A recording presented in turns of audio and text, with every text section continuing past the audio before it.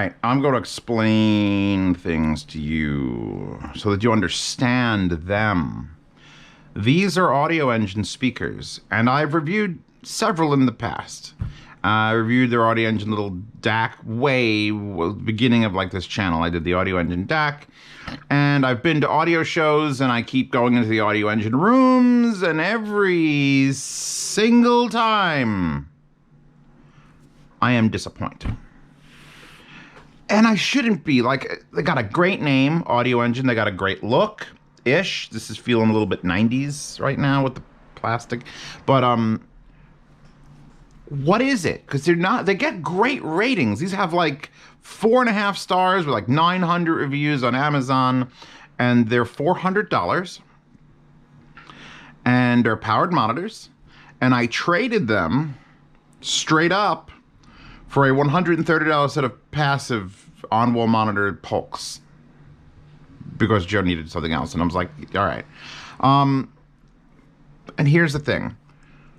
I sound demoed these when I first got them, because they're broken in. The guy had them for years. They're going to be in the yard sale, by the way. If you're join the Patreon or Subscribe Star in the $5 tier, you get to bid on these at the end of the month. And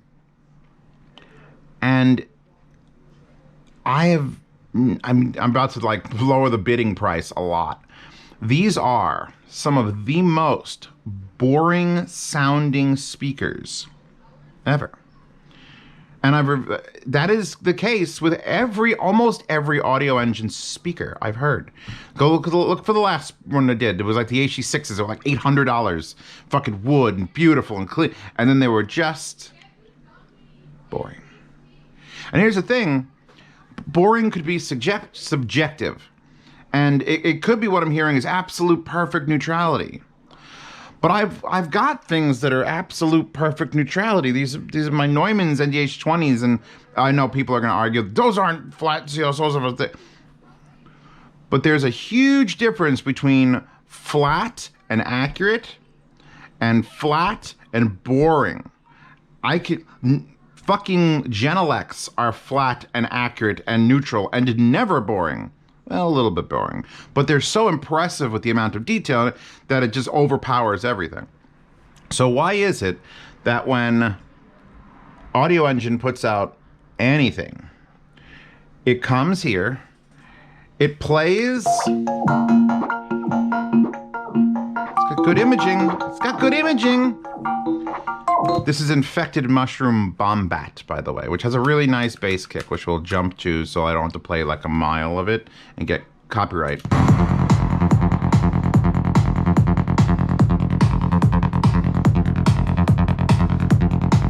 How can that be boring? Because that's what it... Like, here's the thing. It has like 90% of what would make a good speaker a great speaker. Imaging is startlingly good. Like boom, boom, boom, boom, boom. And, well, actually, no, let me make that 80% because there's no low end. Like it tries. I'll pull one speaker down, probably the powered one. It's ported in the back. It's got a slot port, front firing 5 1/4. It's got a soft dome and this fucking weird ass. I hate it. It looks like PlayStation 1 levels of like that. But, I'm trying to get my head around the words because I don't want you to just think that I'm just shitting on them for no reason. They do good things. There are good things happening. They get loud enough that I'm not like super concerned about, oh, there's a little girl. They have a remote control, which is not that impressive. They don't look terrible. They don't have grills or anything because they're powered speakers and they're white. But I mean, these kids I'm gonna have to throw something out my window. The problem I have with these is I just can't listen to, I come here and I go to switch tracks. Queens of the Stone Age, Mosquito Song, the unmastered version, so it's not over recorded as hell. So it's just like, it's just.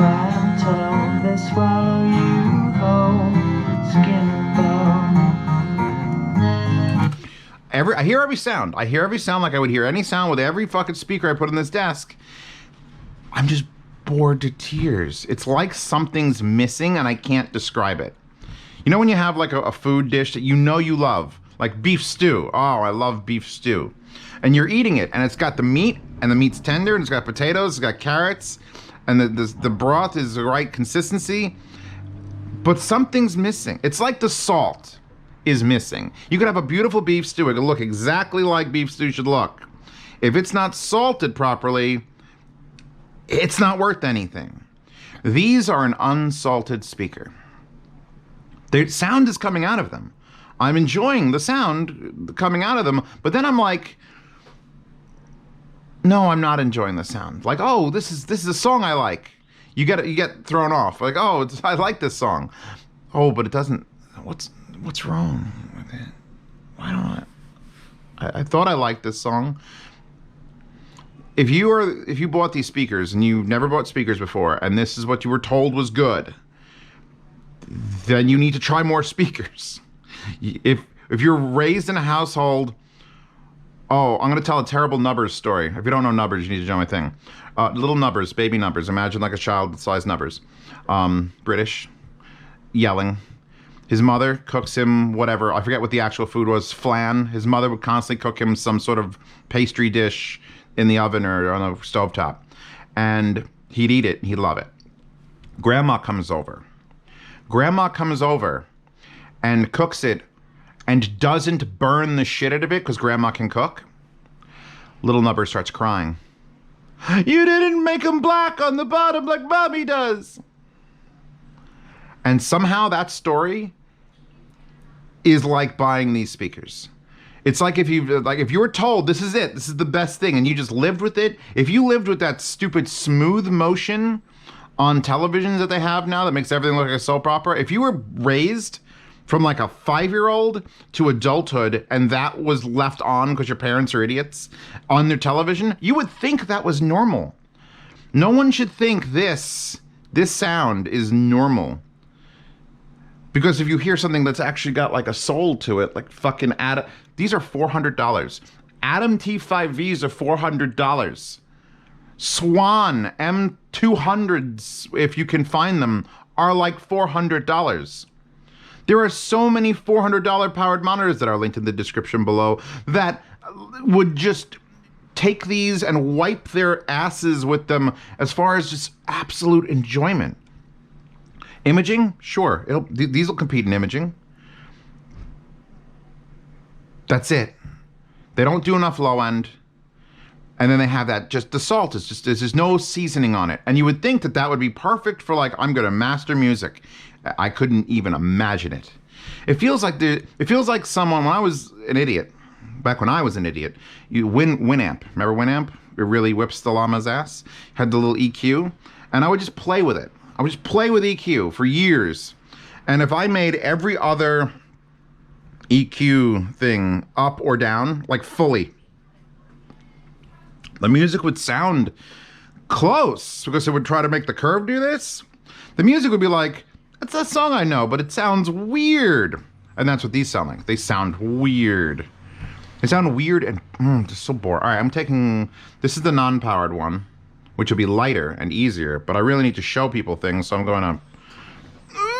It's fucking very heavy, by the way. Can I point out how heavy this fucking thing is? It's like a nightmare. I'm pulling them by the wire because, well, they're really well made. These are my world's best cables, and they're a little bit more expensive than normal RCAs, but they don't sound any better, but oh my God, they're beautifully built. Anyway, we have got, and I want to point something out before I continue, that these are a powered monitor, $400. They're older. I'm going to give them this. They're slightly older. They're probably 7, 8 years old. They've been selling these speakers. You want Bluetooth and only Bluetooth? The only addition to this back, Bluetooth. It goes from $400 to $500. You have to pay an additional $100 to go from the wired set to the wireless set. I thought it was wireless between the two speakers for that extra $100. Like you wouldn't need to run a wire from one to... No. It's just $100 extra just to add a Bluetooth fucking receiver in it. So let's move on to this back. 3.5 millimeter input, RCA input, RCA output, which is nice. It's nice that it lets you pass through so that you could use a sub or something. There's no conflicting, it doesn't like do anything to the signal, it's just giving you an input and an output. That could be accomplished with a set of RCA splitters, which I will also link in the description. So if you have a set of powered monitors like this, you could just plug an RCA splitter into it, and then plug an RCA in, and then have another RCA just waiting to hang out. So this, you get some points, but not a lot. You got a USB power, which I believe would be for adding on a Bluetooth module. I'm not sure what their intention was with this USB power. Other units have had USB just power. Echo, Office Lights 100. Why am I running in the dark?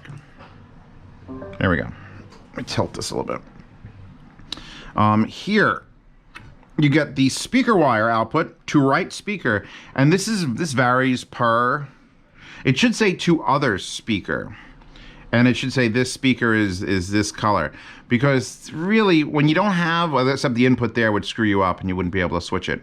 When you have just RCA inputs, you can put the left and the left and the right and the right and the right and the right and the left and the right, left, right, and then you can pick which side the powered monitor goes on. But if you have a 3.5 millimeter, that's a little bit harder to dick with. And if you have Bluetooth, you obviously can't dick with it, and you have fiber, you can't dick with it.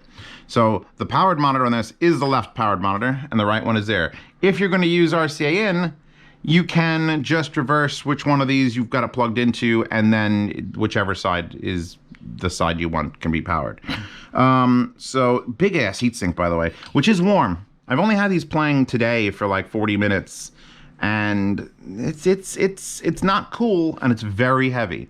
I want to point out something else though, because I think it's awesome. Power switch, voltage selector for 240 or 110. Here's your fuse, which looks like it has been replaced because it is damaged in there. So I have to ask Joe if this ever blew fuses. And then you got a figure 8 connector. I want to point these out. I found these randomly on Amazon, and I didn't know I needed them until I saw them. And I'm like, oh shit.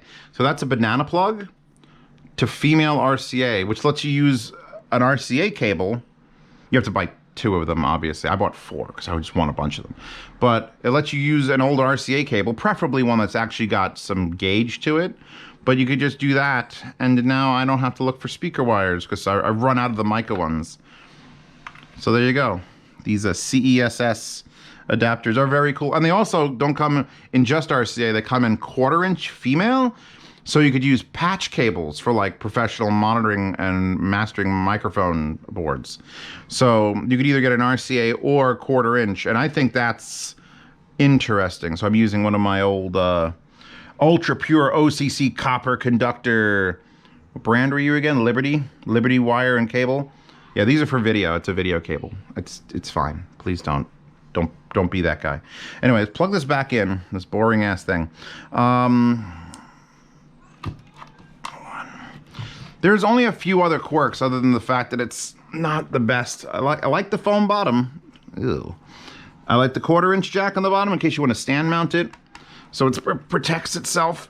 The finish is, he bought them because he's a white freak. The guy Joe. His whole desk, everything. The desktop is white. The speakers are white. His monitor frames were white. Everything was white. So back 6 years ago when he got these, this was the only option. Now I have 2 of them on my wall. I mean, the boot carts aren't available, but the Yamos are. And so he didn't buy these because he researched the sound quality of anything.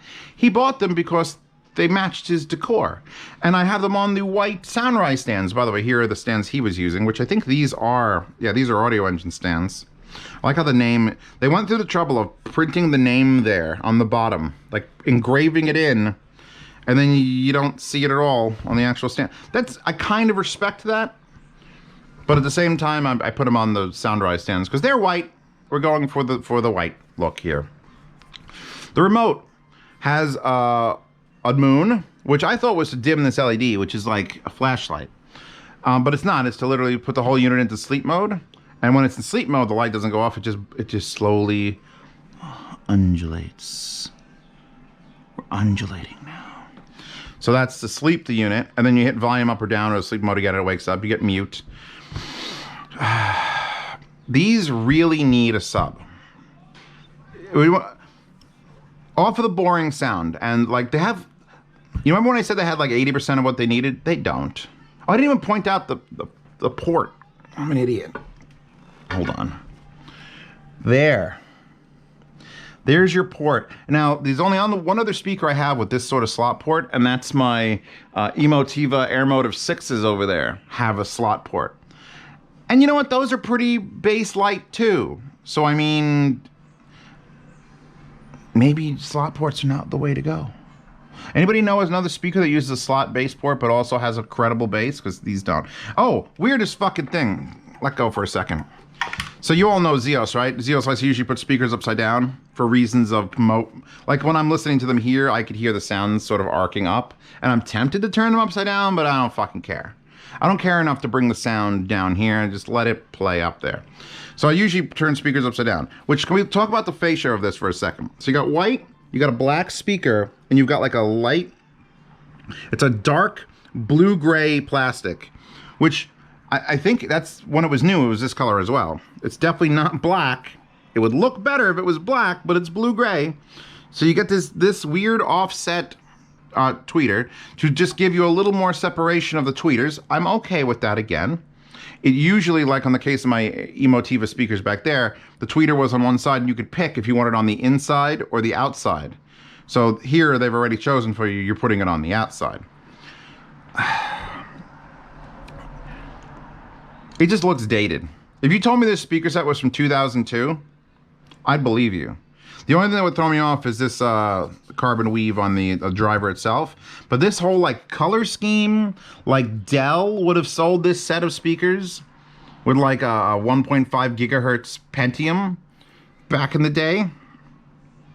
And then you turn to the back of it and I am fucking confused. Why? Like, here, you ready? Oh, that makes perfect sense. I guess I don't know why they put it on the top and not the bottom. Let's put it that way. I don't know why they did that. And I know why they put it this way so that it's pointing up. So that when you add wires to it, the wires come straight down.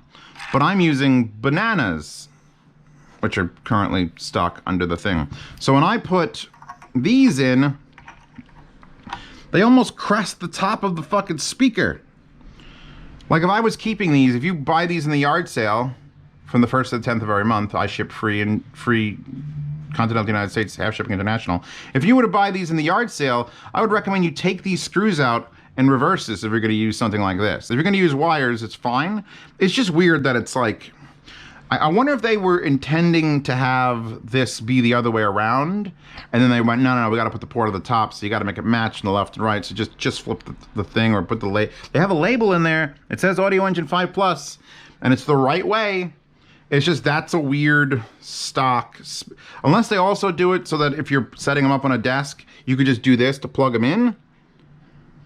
I don't know. I've never. If that's what they were thinking, then bravo. But if it's not what they were thinking, then I don't know what they were thinking.